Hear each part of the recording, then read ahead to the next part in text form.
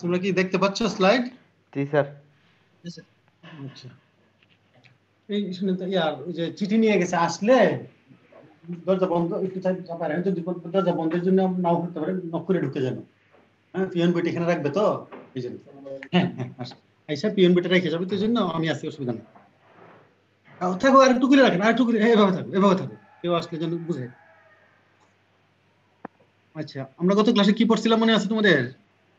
Sir prediction of freezing time, freezing rate. Prediction of ফ্রিজিংটা, হ্যাঁ, গত মানে 15 তারিখে আমাদের এই ক্লাস হওয়ার কথা ছিল, কিন্তু 15 তারিখে আমরা মিটিং এ বসছি, যার ফলে লিংক পাঠায় আমি ক্লাস নিতে পারিনি।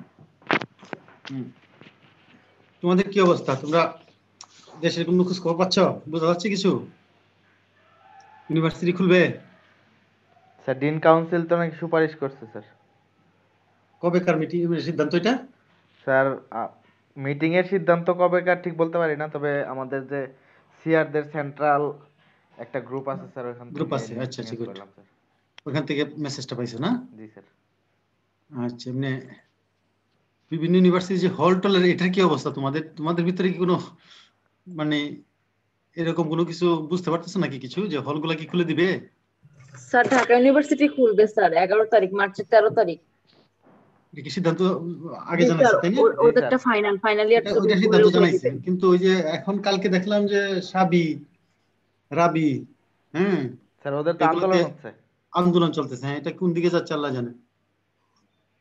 জাহাঙ্গীরনগরে নাকি তালা ভেঙে ঢুকে গেছে, ওটা তালা শুনছিলাম। তালা ভেঙে ঢুকেছে, ওটা তো জটিল পরিস্থিতি হয়ে গেছে, এখন যে কি হবে। জি স্যার, জাহাঙ্গীরনগরে তো ওটা অন্য ব্যাপার নিয়ে স্যার, মানে অন্য ঝামেলা ব্যাপার হচ্ছে। নিয়ে এখন বরিশালে কি অবস্থা? স্যার বরিশালের দিকে তো স্যার সম্পূর্ণ লক বরিশাল স্যার, মানে ইনকামিং ও নাই, আউটগোয়িং ও নাই স্যার, শুধু ঢাকা থেকে মানুষ আসতে পারতেছে। কুয়াকাটায় স্যার প্রচুর মানুষ, মানে যারা এখন ব্যাক করতে পারতেছে হ্যাঁ না। হ্যাঁ, আর এই যে ছুটি ছিল এই সময় তো কুয়াকাটা জি অনেক মানুষ স্যার। গেছে, আটকে গেছে সব। জি স্যার, মানে এটা স্যার এখনো মানে মিউচুয়ালাইজেশনে যায়নি, মেয়রের হাত আছে তো মেবি বোঝা যাচ্ছে এখানে। কিন্তু খারাপ হয় কিনা আল্লাহ জানে, কি যে হয়, কোনো ছাত্র ছাত্র যদি আবার নতুন করে যদি হামলা টামলা হয়। হম আমরা আশা করতেছি এগুলা থেকে মেসেজ পাওয়ার পরে সবগুলো বিশ্ববিদ্যালয় এখন হয়তো নতুন করে থিঙ্কিং করবে, যে লিস্ট মানে যেমন ঢাকা বিশ্ববিদ্যালয়, they are smart enough, already declare sir দা। ওরা এটা অনেক আগেই জানাই দিছে, 1 মাসের উপরে হবে যে হ্যাঁ, এটা করবে। এখনো যার ফলে তারা এখন প্রিপারেশন নিয়ে নিছে সবাই যার যার মতো।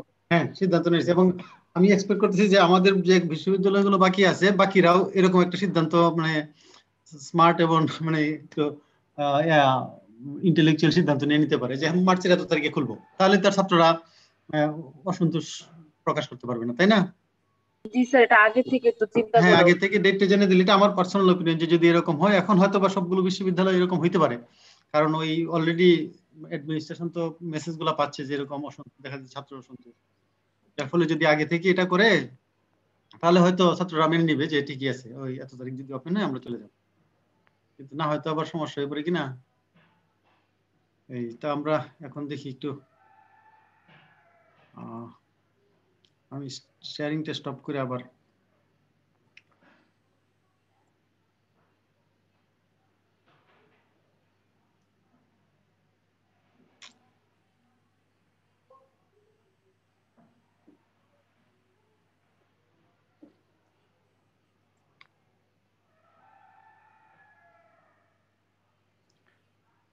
এখন তো দেখতে পাচ্ছ মনে হয় না? জি স্যার। জি স্যার।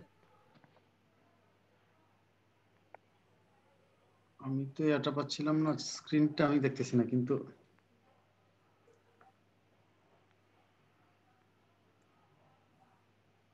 আমার এখানে সমস্যাটা হচ্ছে, আমি আবার ডিসকানেক্ট হচ্ছি হয়ে, মানে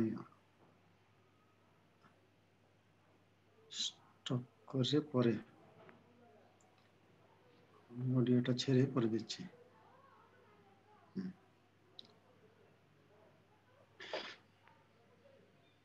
আমরা গত ক্লাসে দেখতেছিলাম যে ফ্রিজিং টাইম কি প্রেডিকশন, তাই না? জি স্যার। এটা আমরা কি পড়ছিলাম, কত ধরনের,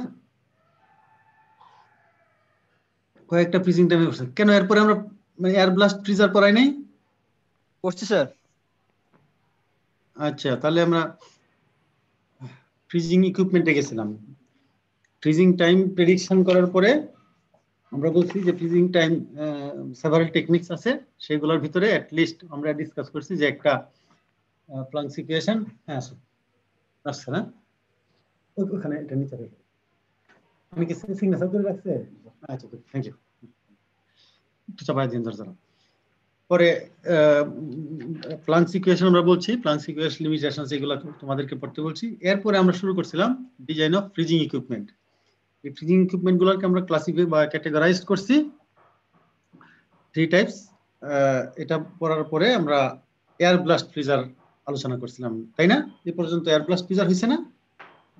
জি স্যার।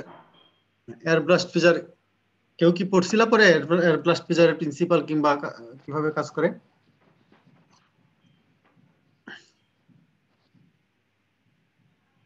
স্যার আমরা আসলে একটু কনফিউশন আছে স্যার, 4-1 পড়বো না 4-2 পড়বো।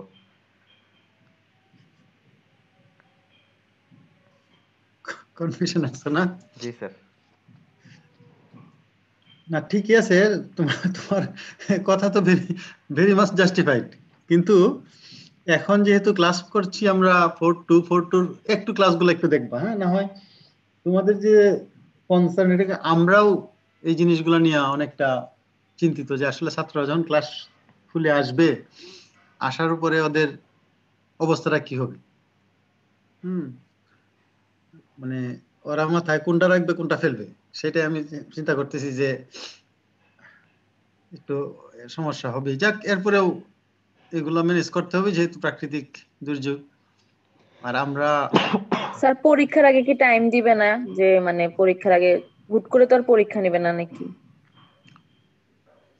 পরীক্ষার আগে তো ইউজুয়ালি টাইম দেওয়ার কথা, কারণ আমাদেরও তো কিছু ক্লাস নিতে হবে। প্রিপারেশনের একটা প্র্যাকটিক্যাল তো পুরা সিলেবাসই বাকি। Practical আবার ক্লাস হলে নিতে হবে। গেলে আমরা হলে একদম পুরাই নতুন ভাবে যাইতে হবে, তোমাদের সবকিছু একটু ঠিক বুঝতে না, এটা বাবা, তবে হয়তো তোমরা যে এক্সপেকটেশন তোমাদের যা থাকবে সেই অনুযায়ী হয়তো এতটা হয়তো আমরা বা প্রশাসন ফুলফিল করতে পারবে না, কারণ সবারই তো লিমিটেশনস আছে।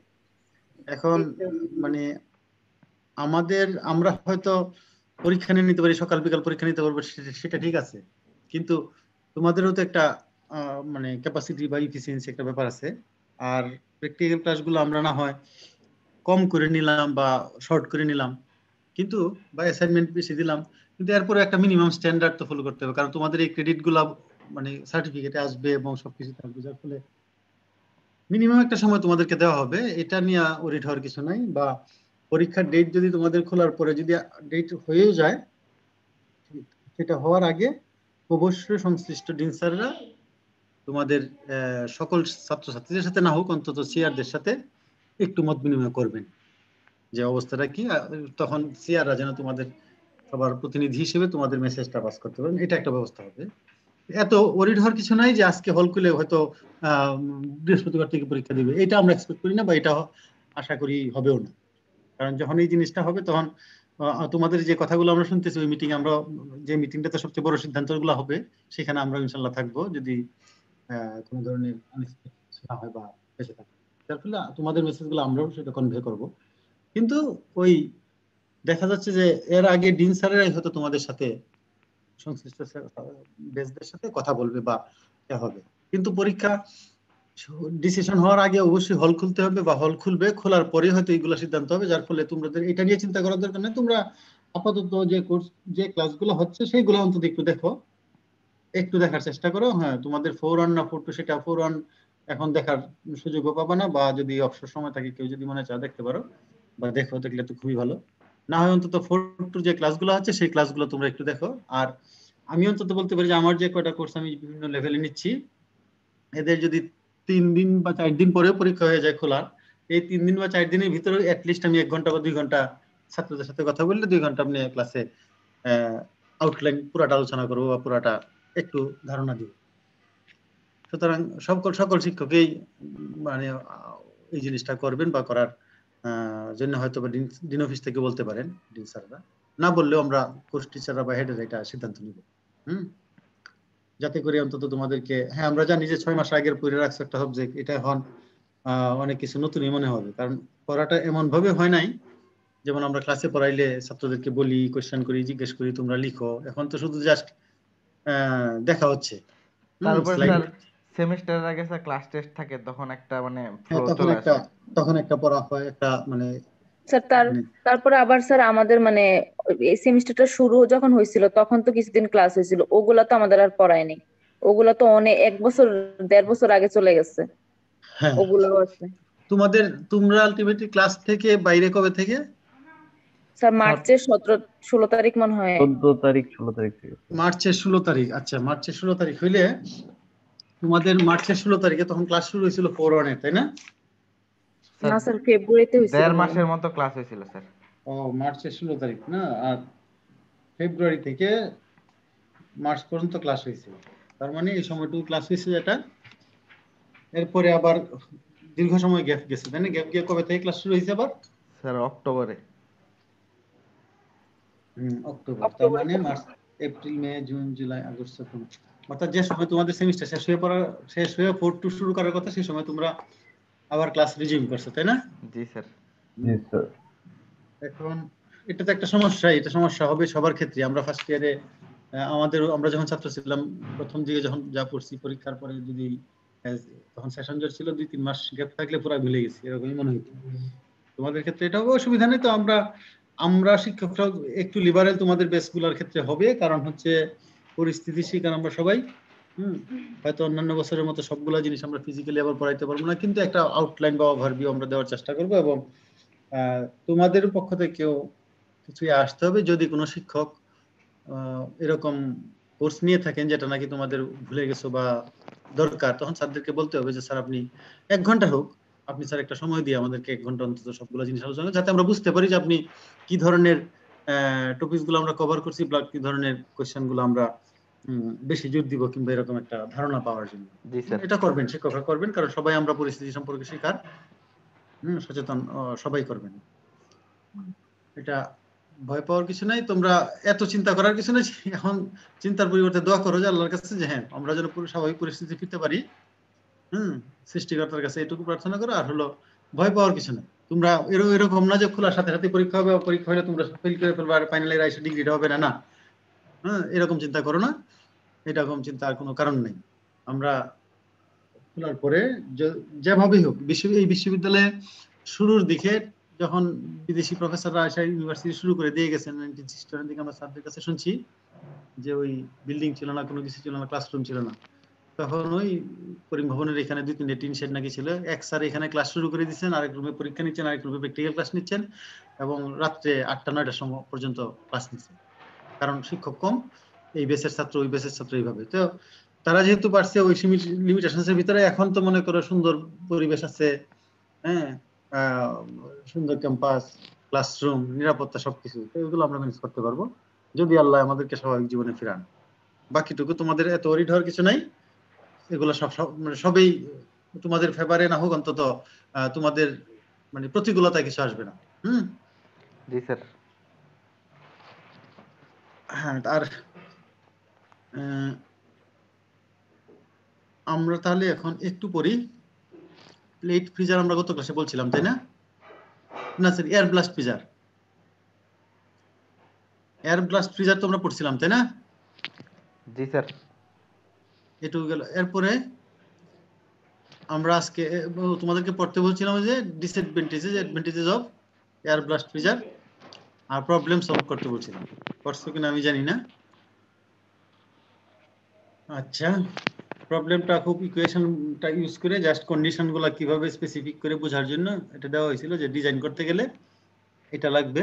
আমরা আজকে দেখবো, কেউ কোয়েশ্চেন করতে পারো স্যার ডিজাইন করতেছি কিন্তু ওই যে মেথড প্রিন্সিপাল দেখলাম, তাহলে আমাদের প্রবলেম করার দরকারটা কি?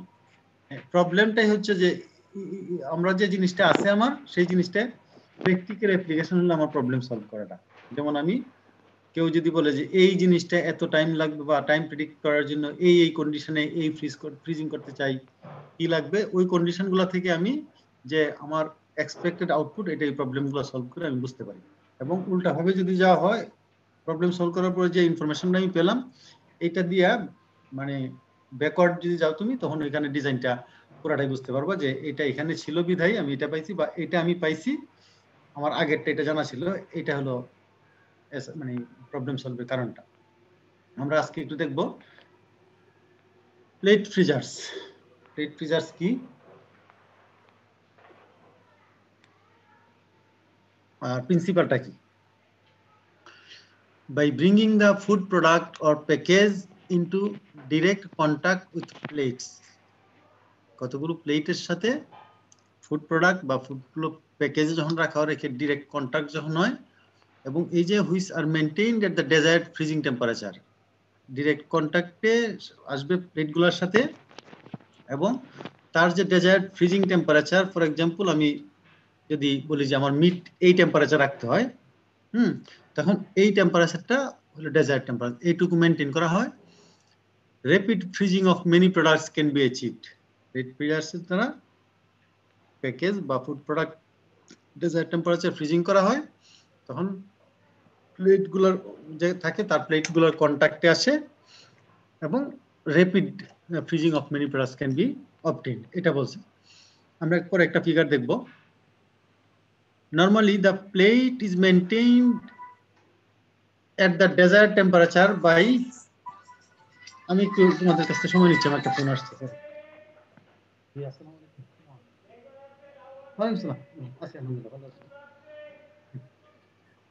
অফিসে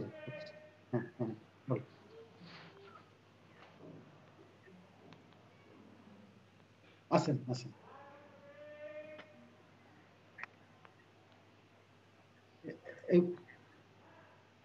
হ্যাঁ, ভেরি গুড, কংগ্রাচুলেশন। হ্যাঁ, সাবমিট করো, কয় তারিখের ভিতরে মনে সাবমিট করতে হবে? আনিসও সাবমিট করতেছে।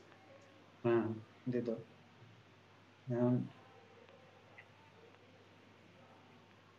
না, সাবমিট করে তুমি যদি মনে করো সাবমিশনের আগে যদি ওই যে বাজেট টাজেট কোনো কিছু দেখাইতে চাও, যদি সেটা নিয়ে আগে দেখা করতে পারো, স্যার এরকম কথা বলে দেখা করতে পারো, তাহলে মানে যদি কোনো একটা স্যার ছিলেন আজকে মনে হয় একটু আগে ছিলেন, কিন্তু এখন আছেন কিনা,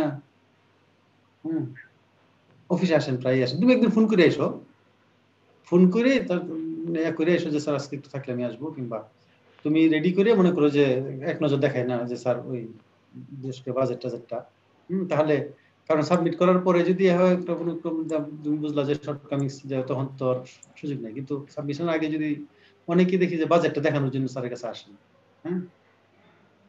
সেটা তাহলে একটু খটকাট কোথাও লাগলে, আর যদি মনে করো যে না তুমি অসুবিধা নেই, তাহলে সাবমিট করে পরে স্যারের সাথে যোগাযোগ।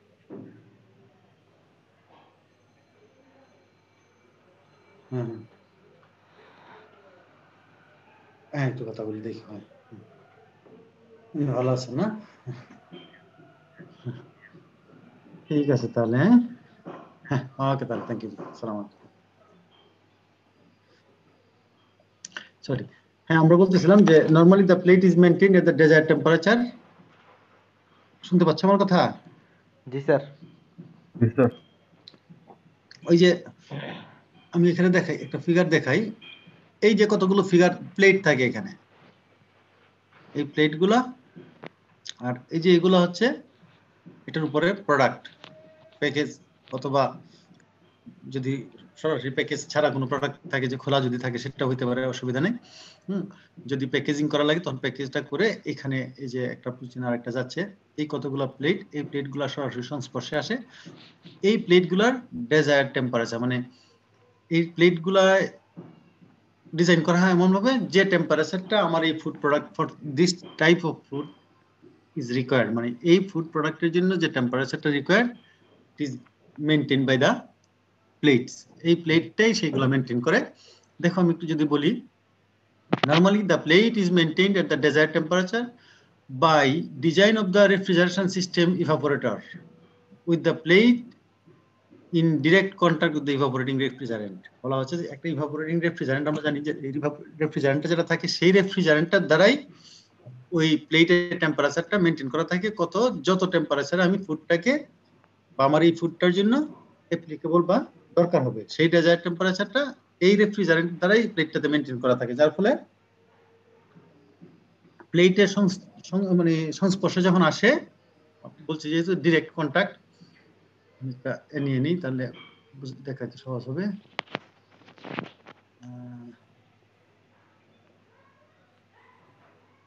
এই যে বলছি এখানে যে উইথ দ্য প্লেটস, এখানে যখন ডেজায়ার্ড টেম্পারেচারটা যেটা ওখানে মেনটেন করে, যার ফলে সেই টেম্পারেচারটা প্লেটে যেটা থাকে সেই টেম্পারেচারটাই প্রোডাক্টের ক্ষেত্রে প্রোডাক্টটাতে যায় এবং মেনটেন হয়।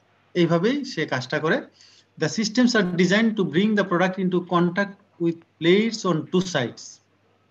বলছে যে এই যে আমাদের বলছে যে প্লেটটা আর এটা হলো প্রোডাক্টটার দুই সাইডেই ঠিক এই টেম্পারেচারটা মেনটেন করে। অর্থাৎ আমি যদি বলি একটা প্লেট এখানে চিন্তা করি, তার এই সাইডটা আসতেছে হয়তো বেস যদি আমি বলি নিচের দিকে বা বটম সাইডটা যদি আমি বলি, সেইখানে এই প্লেটের দ্বারা আসতেছে ঠিক উল্টা পাশ থেকে এই প্লেটটা দ্বারা এই টেম্পারেচারটা, যার ফলে both sides of the package or product are being contacted with the plates. প্লেটের সাথে কন্টাক্টে থাকে, যার ফলে ওখান থেকে এই টেম্পারেচারটা আসে।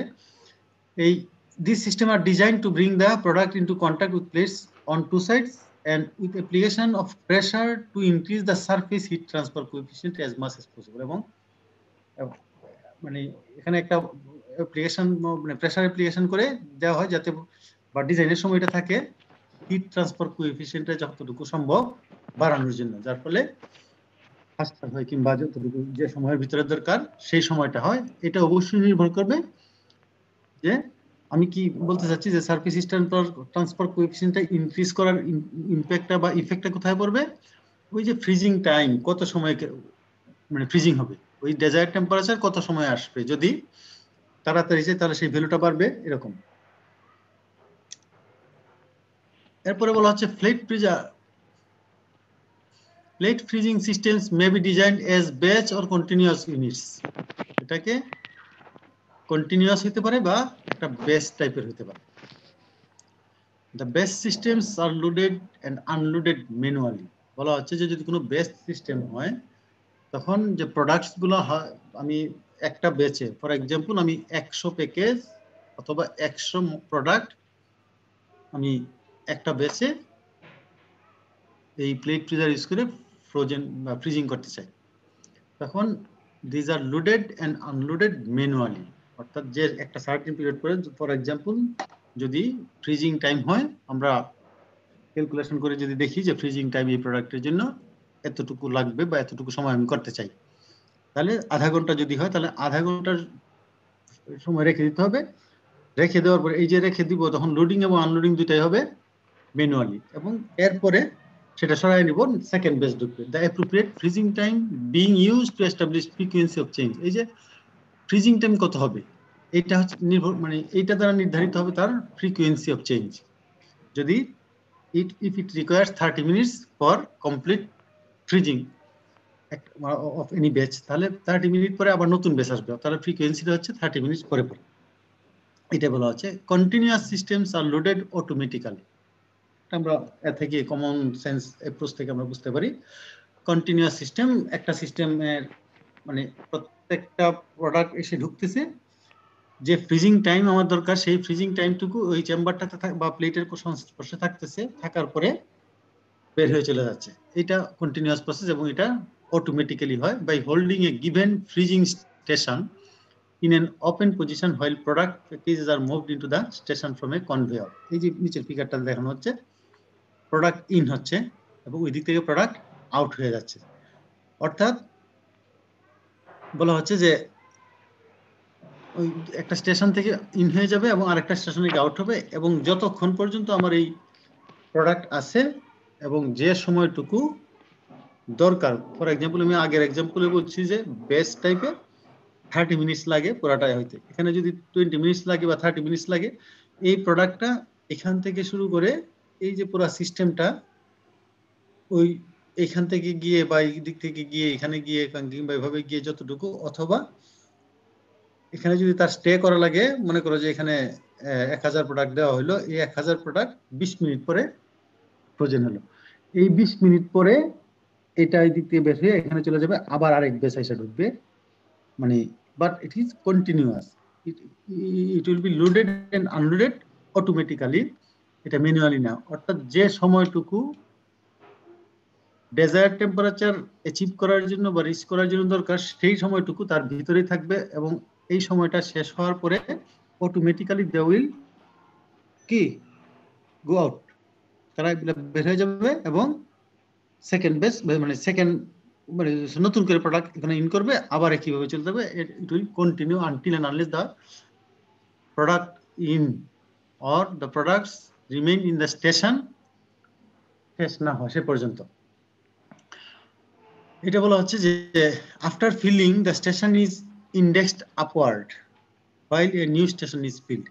এবং বলছে যে যখন প্রোডাক্ট ইন হবে এবং একবার যখন ফিল হয়ে যাবে যে হ্যাঁ এতগুলো প্রোডাক্ট কন্টিনিউয়াস হবে, কিন্তু এতগুলো প্রোডাক্ট একবারে যাবে, এরপরে আবার এতগুলো যাবে, মনে হচ্ছে যে বেস, কিন্তু না বেস না, কারণ এটা অটোমেটিক্যালি ইন হচ্ছে এবং ওই সময়টুকু তার এখানে থাকতে হবে, বিধায় এই সময়টুকু ভিতরে বাইরে থেকে আসছে না, এটা পাস হওয়ার পরে অটোমেটিক্যালি আবার আসবে। এটাকে বলা হচ্ছে যে এখানে এইভাবে কাজটা হয়। When the product has completed one cycle in the freezing compartment, the frozen product leaves the station as the unfrozen products enter। এই যে আমি এখানে যে জিনিসটা বললাম, যখন একটা সাইকেলে যখন এই ভিতরে যতটুকু ঢুকছে এটা বের হয়ে যাবে এই দিক থেকে, যে সময়টা লাগবে ডেজায়ার টাইম, আমরা ফ্রিজিং টাইম যদি বলি যে এত মিনিট বা এত সেকেন্ড, এটা ভরার পরে ঠিক একই সময় এটা বের হয়ে যাবে এখানে, এই দিক থেকে প্রোডাক্ট, নতুন প্রোডাক্ট এসে ঢুকবে, এইভাবে কন্টিনিউয়াস চলতে থাকে। এবং এটা ডিজাইনই করা থাকে এভাবে, মানে শুধু একজনে কন্ট্রোল করার জন্য হয়তো মনিটরিং করতেছে যে কি হচ্ছে, what is going on inside the freezer, but everything is done automatically, সবকিছু অটোমেটিক্যালি হচ্ছে। যে সময়টা ডিজাইন করা আছে, এই সময়টা পার হওয়ার পরেই নতুন প্রোডাক্ট আসতেছে, আবার এই সময় পার হওয়ার পরে আবার নতুন প্রোডাক্ট আসছে, এইভাবে চলতেছে। এখানে দেখানো হচ্ছে loading and unloading of product from plate freezers. এখানে কিছু বলা হচ্ছে যে air movement is not required in a plate freezer resulting in less floor area. আমরা আগেরটাই বলছিলাম যে এয়ার মুভমেন্ট করতে হয়, এখানে এয়ার মুভমেন্ট লাগে না, যার ফলে লেস ফ্লোর এরিয়া রিকোয়ারমেন্ট লাগে এবং লোয়ার পাওয়ার ইউজেস, ইলেকট্রিসিটি বলো কিংবা যে হিটিং মিডিয়া যেটা, এটা কম লাগে when compared to air blast freezer. আমরা কি বলছি যে এয়ার ব্লাস্ট ফ্রিজারে মুভমেন্ট করতে হয়, যেহেতু এয়ার মুভমেন্ট সেটা এখানে লাগে না, যার ফলে এনার্জি কম লাগে এবং ফ্লোর এরিয়া বা এরিয়া কম লাগে। Plate freezers are widely used for freezing of fish and meat products. এগুলো বেশি ক্ষেত্রে এটা ইউজ করা হয় প্লেট ফ্রিজারগুলো। ইভেন যখন মাছ করা হয়, কেউ যদি মনে করে যে অবশ্যই মিট করার ক্ষেত্রে করবে, ওই যেহেতু এটা মানে কভার নাই কোনো বা পিল টিল এই জাতীয় কিছু নাই, প্যাকেজ করতে হয়, কেউ যদি মনে করে ফিশ প্যাকেট ছাড়া করবে বা প্যাকেজের বাইরে করবে সরাসরি, for example a big rui maach or similar type of fish, he or she can use or can do it without any packaging material, just মাছ পাস করবে চলে যাবে, এটা হইতে পারে। Of course hygienic point of view থেকে সেটা চিন্তা করলে কেউ করবে না, but this are the examples of application of plate freezers. এখানে একটা এক্সাম্পল আছে 4.14, এক্সাম্পল গুলো তোমাদের করতে হবে, কারণ এখানে এক্সাম্পল গুলো ডাটা চেঞ্জ করে বা কনসেপ্টটা ঠিক রেখে তোমাদের সলভ করতে হবে, বা প্রবলেম পরীক্ষায় আসবে, কোনটা আসবে সেটা তোমরা জানো না, আমরা জানি না, যার ফলে আমাদের সব প্রবলেম গুলো সলভ করতে হবে। আমরা এগুলো দেখবো পরে, যদি সলভ না করতে পারো তখন কোথায় সমস্যা সেটা আমাদেরকে বললে আমি সেটা বোঝানোর চেষ্টা করব। এরপর আরেকটা টাইপ হচ্ছে ইমার্শন ফ্রিজার্স। আমরা কি প্লেট ফ্রিজার্স বুঝতে পারছি নাকি আরো কোনো সমস্যা আছে? খুব সিম্পল। জি স্যার, বুঝছি sir. Immersion freezers. The concept of immersion freezing involves bringing the product into direct contact with a low temperature refrigerant. Immersion freezing system যেটা, সেটার কনসেপ্টটা হচ্ছে ইমার্শন। আমরা বুঝি যে কোনো কিছু ইমার্স করে রাখা বা এরকম। এটা কোথায় মানে কি প্রিন্সিপালটাই কাজ করে, যে প্রোডাক্টটা আমি ফ্রোজেন করতে চাই বা ফ্রিজিং করতে চাই, এটাকে ডিরেক্ট কন্টাক্ট আনতে হয় কিসের, লো টেম্পারেচার রেফ্রিজারেন্ট একটা। আমি যে আগের যে জিনিসটা বললাম যে প্লেট ফ্রিজারের ক্ষেত্রে, হ্যাঁ প্লেট ফ্রিজারের ক্ষেত্রেও ওই যে একটা রেফ্রিজারেন্ট থাকে, সেখানে রেফ্রিজারেন্টের যে টেম্পারেচার সেই টেম্পারেচার প্লেটে থাকে এবং সেটা প্রোডাক্টের ক্ষেত্রে যায়। এখানে স্পেসিফিক্যালি যে রেফ্রিজারেন্ট গুলো ইউজ করা হয়, লো টেম্পারেচার যে রেফ্রিজারেন্ট সেইগুলো ইউজ করা হয়। This type of cryogenic freezing, cryogenic মানে তোমরা কি টার্মটা শুনছো?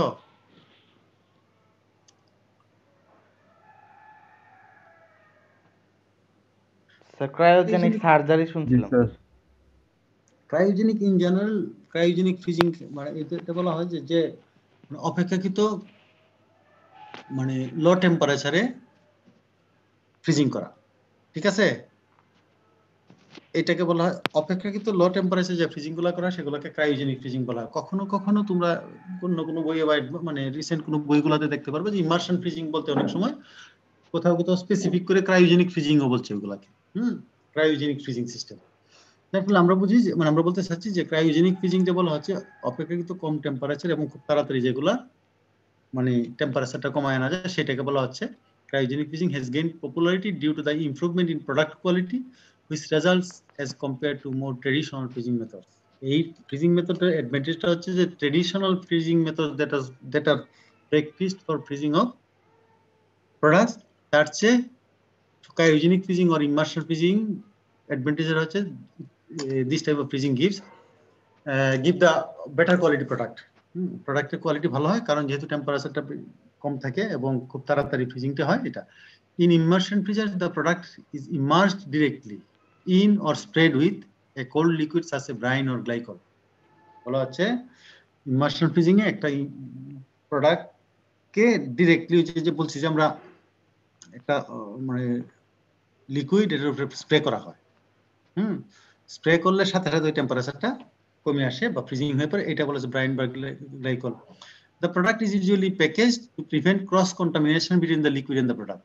এখানে একটা কন্ডিশন হচ্ছে যে প্রোডাক্টটাকে কি করতে হয়, প্যাকেজ করতে হবে, কারণ না হয় ওই যে যে লিকুইডটা তুমি দিবা সেটার তার সাথে আবার রিঅ্যাক্ট করতে পারে বা তার সাথে ক্রস কন্টামিনেশন হতে পারে যেটা হিউম্যান বডির জন্য খারাপ হতে পারে। Products with irregular shapes are easily handle, বলছে যে সমস্ত প্রোডাক্টের ক্ষেত্রে ইরেগুলার শেপ থাকে সেগুলো এইভাবে হ্যান্ডলিং করা সহজ হয়। কারণ আমি যদি বলি প্লেট ফ্রিজারের ক্ষেত্রে যদি এরকম হয় যে কোনো প্রোডাক্ট আমি যদি চিন্তা করি কিছু প্রোডাক্ট আছে যেগুলা কি শেপটা ইরেগুলার, অর্থাৎ নাইদার রেক্টেঙ্গুলার নর স্ল্যাব অথবা এরকম কোনো কিছু না বা রাউন্ড এরকমও কিছু না, এই প্লেট এগুলা করার ক্ষেত্রে ইমার্শন ফ্রিজিংটা দরকার, কারণ তাহলে স্প্রে করলে সব দিকে লিকুইডটা স্প্রে করা যায়।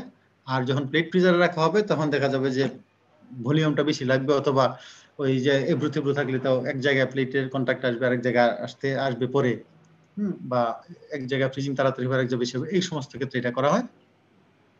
Although high rates of freezing can be achieved, this type of freezers are now seldom used except for some fish, meat and poultry products. যদিও হাই রেটস মানে খুব তাড়াতাড়ি এবং বেশি পরিমাণে মানে প্রোডাক্ট ফ্রিজিং করা যায়, কিন্তু ফিশ মিট বা পোল্ট্রি প্রোডাক্টস এর ক্ষেত্রে এটা বেশি ইউজ করা হয়, মানে অন্যগুলোর ক্ষেত্রে এখন হয়তো ইউজ করা হয় না। কারণ হলো যে কস্টের একটা ব্যাপার থাকে, আবার ক্রস কন্টামিনেশন একটা ব্যাপার এটা থাকে। The liquid is refrigerated either by circulation through a heat exchanger or by cooling coils and or a jacket built into a liquid tank. এটা বলছে যে রেফ্রিজারেটর, আমরা প্রথমে বলছি যে লো temperature refrigerant is the main কি প্লেয়ার। এখানে main প্লেয়ারটাই হচ্ছে লো টেম্পারেচার রেফ্রিজারেন্ট। এই যে রেফ্রিজারেন্টটা কন্ট্যাক্টে আসে, এই যে লিকুইডটা রেফ্রিজারেটেড করা হয় তখন হিট এক্সচেঞ্জার বা কুলিং কোয়েলস অথবা jacket built into the tank এর ভিতর দিয়ে এটা মানে সার্কুলেট করা হয়, তখন এই টেম্পারেচারটা চেঞ্জ হয়।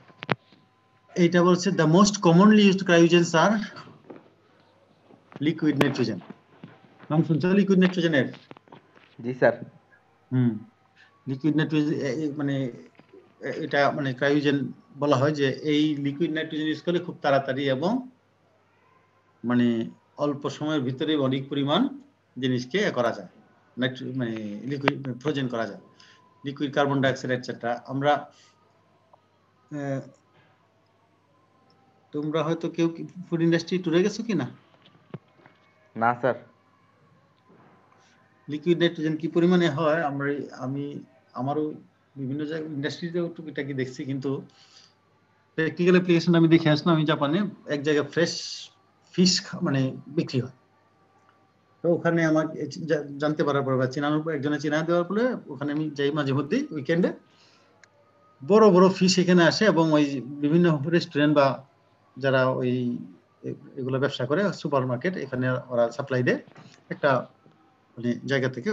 আমরা যেরকম বলি যে আড়ত, ঠিক এরকমই, বাট এটি আরো টেকনিক্যাল এবং অনেক মানে স্কিল লোকজন থাকে। ইভেন তারা যারা মাছ কাটতেছে তারা দোকানের সামনে সার্টিফিকেট টানানো যে তারা এই কোর্স করে আসছে, এগুলো সবই এগুলো লাগে, ট্রেন ওয়েল ট্রেন। দেখলাম যে ওখানে কি হচ্ছে, মানে বিশাল বড় বড় মাছ আসতেছে, জাস্ট মাছের মাথাটা মেশিন দিয়ে কাটার পরে ওই জিনিসটা নিয়ে যাচ্ছে ভিতরে, লিকুইড নাইট্রোজেন ডুবাচ্ছে, একটু পরে নিয়ে আসতেছে। আনার পরে মানে মুহূর্তের ভিতরে ফ্রিজিং হয়ে যাচ্ছে, এবং আনার পর হচ্ছে কি ওই ফ্রেশ পিসটা যদি আমরা কাটতে যাই বাজারে, আমরা দেখছি যে কাটার সময় ছোট মানে যে পিসগুলা ফেটি থাকে কিংবা ওই কাটার সময় এবড়ো তেবড়ো হয়ে পড়ে বা এরকম হয়।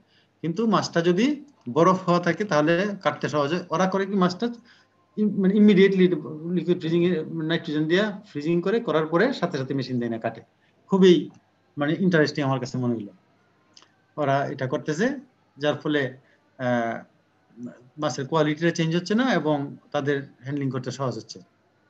Chlorofluorocarbons, CFCs, such as CFC2 are no longer used due to their ozone layer depletion effect. CFC আমরা অনেক সময় দেখা যাচ্ছে বলা হচ্ছে যে কোনো কোনো ফ্রিজের ক্ষেত্রে অ্যাড থাকে CFC ফ্রি, থাকে না এরকম বলা হচ্ছে যে এই যে যেহেতু এটা ওজোন লেয়ারকে অ্যাবলিশ করে দিচ্ছে, তারপরে এটা বাদ দেওয়া হয়। Cryogens have low boiling point, বলছে যে লো বয়েলিং পয়েন্ট এত ডিগ্রি সেলসিয়াস এবং এত ডিগ্রি সেলসিয়াস পর ওই যে HCl liquid carbon dioxide বলা হচ্ছে, giving large temperature difference and high rates of heat transfer. এটা আমরা বুঝি যে মানে বয়েলিং পয়েন্ট এটা দুইটা দুই রকম, এবং এটাতে ওই টেম্পারেচার ফ্লাকচুয়েশন বা ডিফারেন্সটা বেশি থাকে বিধায় রেটটা হায়ার হয়, অর্থাৎ ফাস্টার হয় এবং অল্প সময় হয়ে যেতে পারে। Other important properties of cryogens are that are colourless, odourless, chemically inert and non toxic in বলছে নরমাল কনসেন্ট্রেশন। নরমাল কনসেন্ট্রেশন যখন ইউজ করা হয় তখন এটা মানে খুবই রিস্ক ফ্রি, যার ফলে কোনো টক্সিক অ্যামাউন্ট থাকে না, এবং কালারলেস, অর্ডারলেস এগুলো। এটা গেল আমাদের ইমার্শন ফ্রিজিং, যার ফলে they are safe for the direct contact with food. The product is either spread or immersed in the cryogen at atmospheric pressure. Atmospheric pressure এটা ইমার্স করা হয় অথবা স্প্রে করা হয়। এগুলো আমরা যে যে কথাগুলো বলছি অলরেডি, এখানে special care must be exercise with carbon dioxide because it forms A low density snow. যদি কার্বন ডাইঅক্সাইড কেউ স্প্রে করে তাহলে এখানে সতর্ক থাকতে হবে, কারণ এটা অনেক সময় স্নো এর মতো ফর্ম করে, সেটা যেন তার ক্ষতি না করে বা সামনের লোকজনের দেখা যাচ্ছে না এরকম অবস্থা সৃষ্টি না হয়। Cryogenic freezers can operate continuously with the product being conveyed to a tunnel but other configuration also use. বলছে ক্রায়োজেনিক ফ্রিজার্স কন্টিনিউয়াস অপারেট হতে পারে, কারণ একটা টানেলের ভিতর দিয়ে আসতেছে মানে কনভে করতেছে, আবার দিক বের হয়ে যাচ্ছে, but other configuration are also use. বলছে যে এটা স্পেশাল কেস যদি কেউ ডিজাইন করতে চায় তার ইচ্ছা মতো বা তার প্রয়োজন মতো সেটা করতে পারে। Cryogenic freezers are generally only used for small to medium-sized products because in larger products the rate of freezing is limited by heat transfer internal to the product. ওই যে যদি প্রোডাক্টটা ছোট বা মাঝারি সাইজের হয় তাহলে এটা রেটটা ভালো হয়, আর না হয় কি ওই যে একটু আগে আমরা বললাম যে হিট ট্রান্সফার কোএফিসিয়েন্ট কমে যায়, তখন এই জিনিসটা রেটটা কমে আসে। এটা আমরা এখানে একটু বলার চেষ্টা করছি। Please read advantage and disadvantage immersion and cryogenic freezers. Immersion এবং ক্রায়োজেনিক ফ্রিজার্স কখনো কখনো পুরাটাকে বলা হয় ক্রায়োজেনিক ফ্রিজার, এটার অ্যাডভান্টেজ ডিসঅ্যাডভান্টেজ তোমাদের পড়তে হবে, ঠিক আছে? জি স্যার। আমরা আজকে এটুকুই, নেক্সট ক্লাসে অন্য টপিকস পড়াবো। এখন কারো যদি কোনো কথা থাকে সেটা জিজ্ঞেস করতে পারো, আর না হয় আমরা শেষ করবো। হ্যাঁ, তোমরা কিছু থাকলে জানার থাকলে জিজ্ঞেস করো।